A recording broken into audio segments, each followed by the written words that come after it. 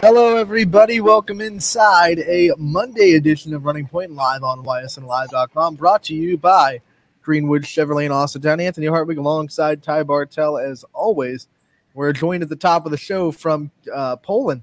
Kendall Nigh in Poland diving. You have qualified for the state tournament. Kendall, congratulations on that. Thank you so much for taking the time to join us. Yeah, of course. Thank you. Kendall, first and foremost, just talk to me about the excitement for getting to the state tournament, the journey you had getting here, and just highlight some of the best memories you have from this season too on this way to state. Yeah, so I think my favorite memory so far is me and my 3 teammates qualifying, because we're so supportive of each other and have pushed each other day in and day out. So seeing everyone qualify was just awesome. Yeah, talk about this dynamic, because it's kind of it's an individual sport. You get your individual scores and you're out on that diving board all by yourself, but you're also, like you said, a team that supports each other and cheers each other on and makes sure that you're always lifting each other up. So what's it like having a team dynamic in a sport that with the scores is pretty individual? Yeah, so even though we're all scoring individually, we cheer each other on as each other goes. And then we're all so tight outside of the pool. So coming in 6 days a week for 2 hours every day, we just get so close, and it's really a team atmosphere.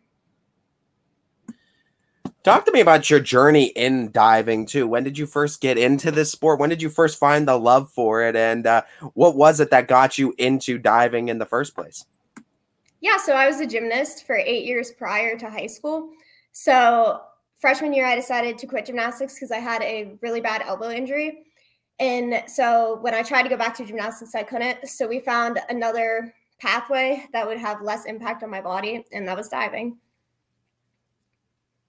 When you do that, what was the moment that you really fell in love with diving? I know it was probably hard to put all that all that work into gymnastics and not be able to go back to that sport. So what was it that kind of made you fall in love with diving and kind of accept this is your new norm and the new world that you live in? It was pretty instantly. The first week of practices, I knew this was what I wanted to do, because I really liked that it, A, had a less impact on my body, and then B, gymnastics is so competitive and stressful and intense. But with diving, it's more relaxed and we have more fun. With our competitors, instead of always trying, we're always trying to beat each other, but we're always cheering each other on, whereas gymnastics was much more serious and cutthroat almost. Talk to me about just the time when you're up on that diving board, because I think there's an interesting dynamic in it, and where you're above almost everybody else and you're kind of on your own little world. What are you kind of going through? What's going through your mind? What are you telling yourself before you're about to make a dive? I just always remember to breathe before I go. And then before I step on the board, I do some visualization to make sure that I'm doing the dive to the best of my ability. And before I go, I just kind of block out everything and just do what I know I can do. What about this season has been so productive for you, and it's shown such growth? You're qualifying for the state tournament. So what is it about this year that you think has been really clicking for you?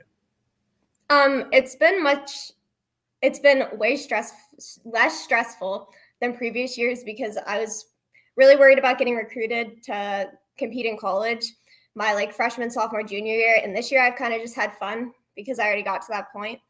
So I just kind of go out there, do my best, and it's worked pretty good. Put the spotlight on you. Let everyone. Sorry, Ty, I was going to say it's a perfect segue, because you did sign to play at the dive at the next level. Kendall, I don't want to take that moment away from you. So why don't you tell everyone where you're going to be competing at the next level? Yeah, so I'll be competing at Duquesne next year. Awesome. What was it about Duquesne that made you kind of pick that spot, fall in love with that program, and make that your destination? So the facilities are awesome, and I knew I wanted to be in a city, and I toured campuses all over the nation, but I realized that I didn't want to be 6 hours away from home.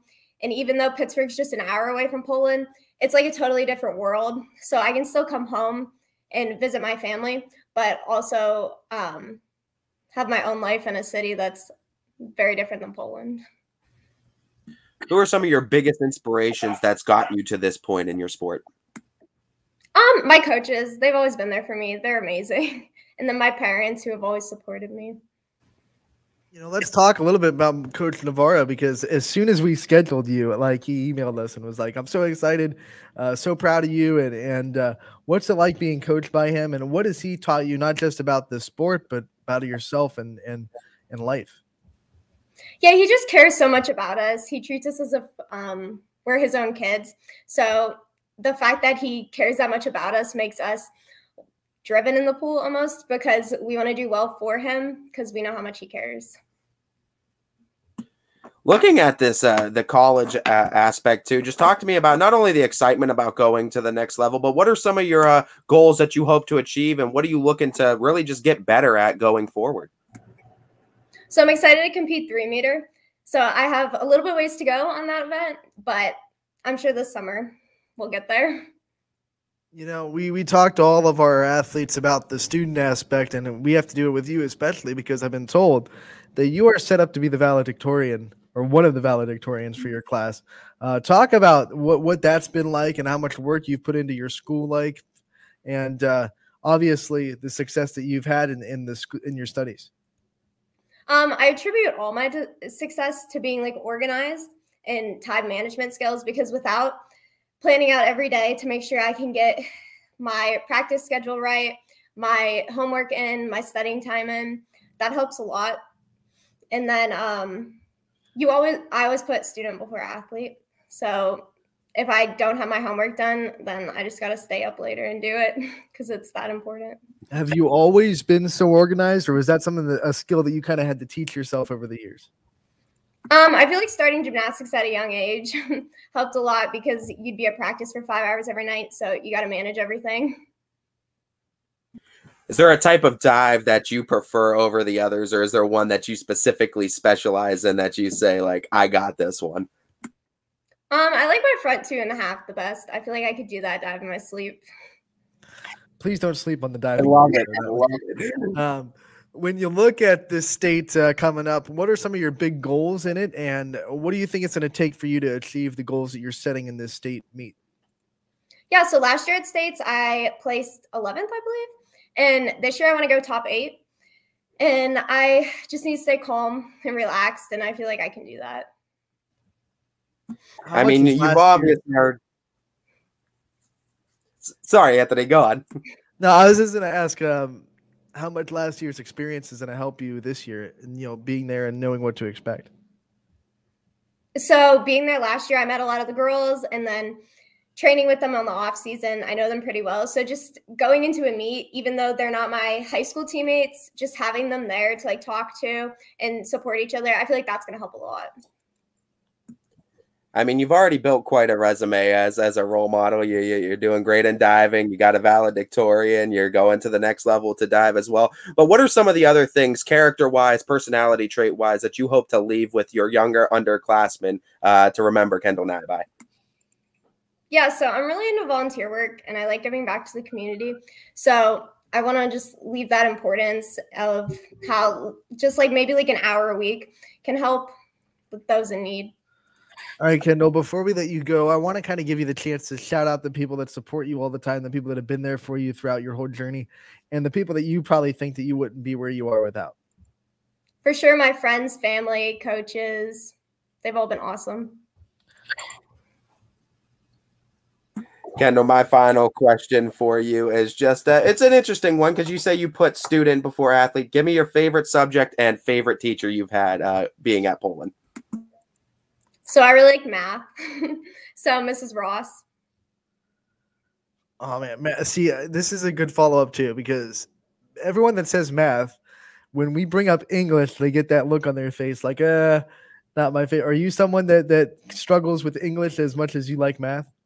No, I'm in AP Literature this year, and my teacher is just amazing, and she makes the class so enjoyable. That you are a unicorn, because so many people. She's a business dream is what she is if she's got English and math. Shocker that she's going to be a valedictorian, right? Kendall, thank you so much for taking the time to join us today. We appreciate the time. We love talking to you, and we wish you the best of luck in state, and we look forward to talking to you again real soon. Thank you.